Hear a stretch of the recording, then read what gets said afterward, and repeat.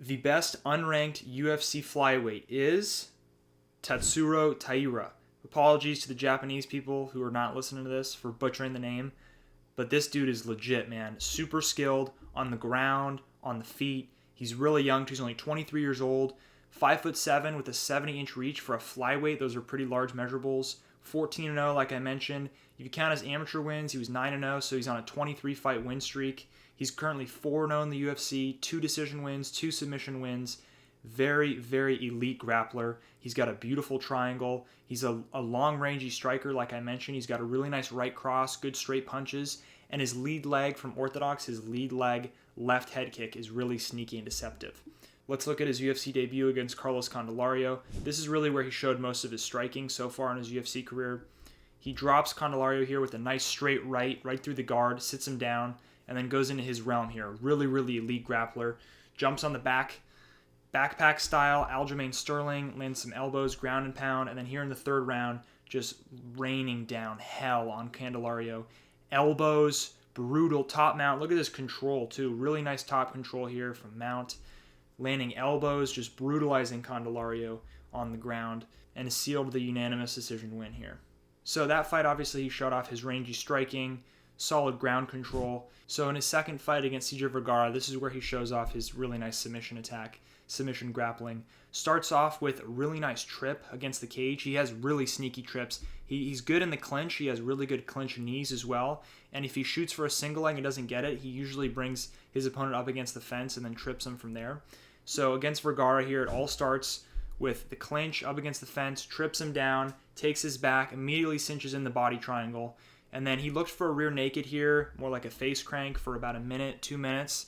And he didn't get it, so smart man switched over to the armbar here, gets that left arm trapped, scooches his hips up here, gets the leg over, and it's game over there for Vergara. His arm is gone. Both of his hands are clamped on it. Game over there. Vergara's got a tap or his arm's going to snap. So really nice submission grappling there from Tatsuro Taira. So after the Vergara win, he got another submission win, this time over Jesus Aguilar. And it wasn't an armbar, it was his number one move, the triangle. He has an elite triangle. It's not the Paul Craig triangle, right, where he's getting ground and pounded and he needs it, right, to seal the deal. He'll chase that triangle from mount. You know, when he's fully mounted on someone, he'll chase it from guard. He's very, very confident in his triangle. So in his next fight against Jesus Aguilar, he made quick work here. He was taken down. Actually, Aguilar locked on to a guillotine real quick, the first 20 seconds of the first round. He's in mount, and from full mount, he'll sneak the right leg under, cinch that triangle in, roll over into guard, and here, right, that right carotid is in trouble. Really, really technical here. He sneaks over that right hand under Jesus Aguilar's left knee to get that angle with the hips, right? So he's got the tight squeeze, and then boom, he attacks the arm. Game over. Armbar from the triangle from guard. Really, really beautiful work here. Super technical. He's very composed for his age. He's only 23, like I mentioned, but he fights like he's 33. Dude is super mature and composed for his age. Let's see that again. Really beautiful stuff. So sneaks that right arm under the left knee there of Jesus Aguilar to get the angle, and then uses that angle, right, get the hips in, that carotid. So Aguilar's worried about the triangle. The arm's wide open, grabs that arm, goes belly down, game over. Really, really pretty stuff there from Taira. So his next fight, another unanimous decision win. This one was tricky. He did get hurt a little bit on the feet by Edgar Chairez, who he fought on short notice. But again, just another dominant position on the, another dominant performance on the ground, where, you know, he got in a mount, he ground and pounded Chairez on multiple occasions here, landing hard shots from mount, hammer fists, straights, elbows, and then at the end of the second round, he jumped again for that triangle from mount, getting the head down, which always helps the squeeze there, landing some elbows there, the triangle. So this dude's very confident in his triangle.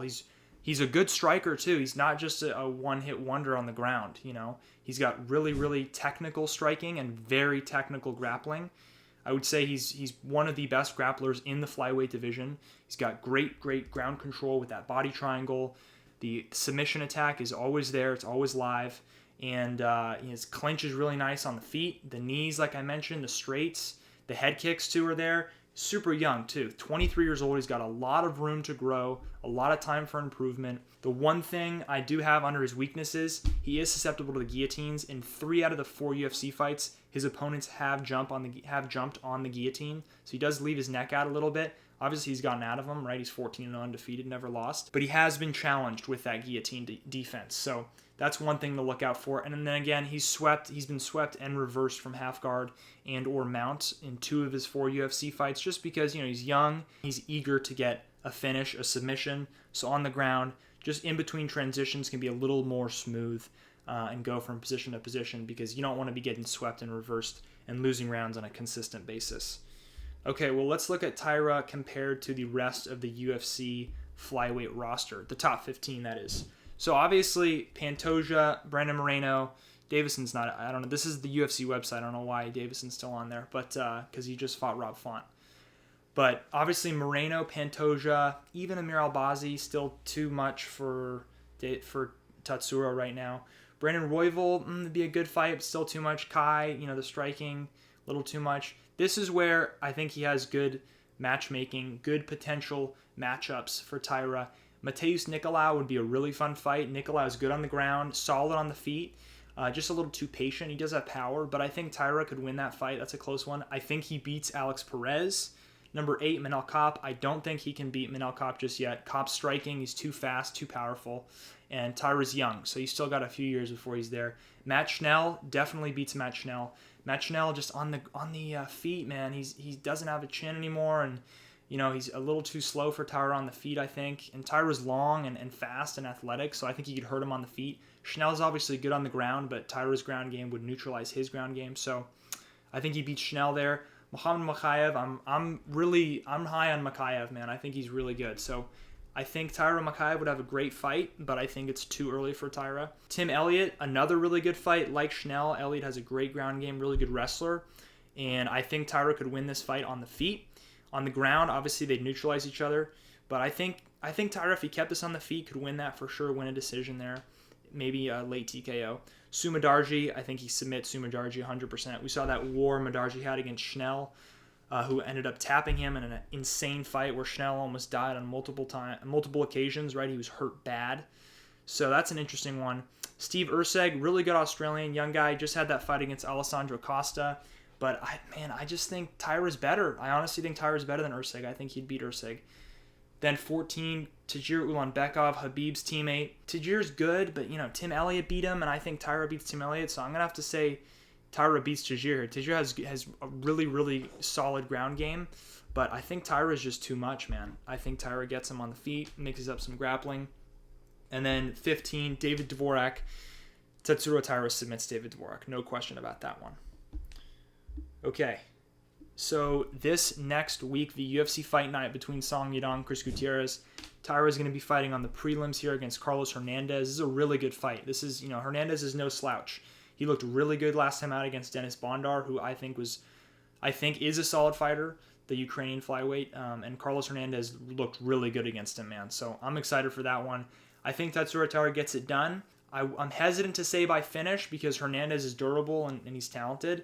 But I think Tatsuro Taira gets a second-round submission here against Carlos Hernandez, and that is December 9th, next Saturday, at the Song Yadong Chris Gutierrez fight card.